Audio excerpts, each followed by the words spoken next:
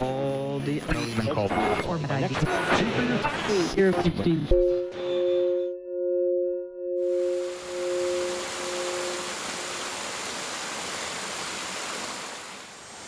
Welcome to Improv Live 365. I'm standing in front of the grist mill at the historic Wayside Inn.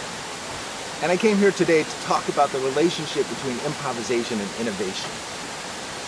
We often think of improvisation and improvised music as being about making things new, being about discarding old forms and old ways of doing things.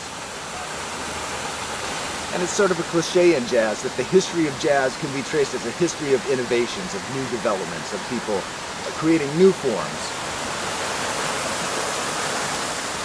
But there's another side to this, which is the preservation and commitment to the forms of the past. Everything we do, no matter how new it seems or how innovative, is rooted in our awareness of the things we've learned in the past. And even though we may do something that seems on the surface different, there's always those roots. You can trace what everyone does back to their previous experience. That's why it's really important to understand, to look at, to teach yourself about the history of whatever it is that you want to do. And this is a great case right here, this grist mill. It used to be all over the world. The way people made flour was to bring their grain to a grist mill like this and have it actually ground between stones using the power of water. And just like having the opportunity to feel, touch, taste, smell grains that are ground in a grist mill and compare that to the flour we have now, gives us an entirely new perspective about what we've lost and what we've gained through our current manufacturing processes. It's the same thing.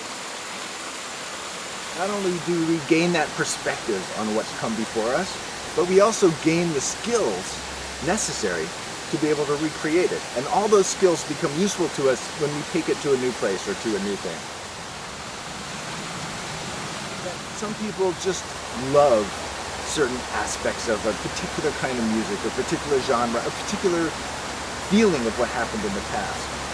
And those people can become experts in recreating something, in bringing to life what happened in the past for present audiences, so that they can truly appreciate it and have that perspective on how it relates to today's practices.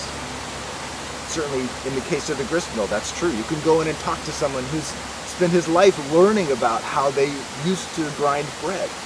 And by preserving that knowledge, he gives us not only important historical perspective, but important personal perspective on the difference between life then and life today.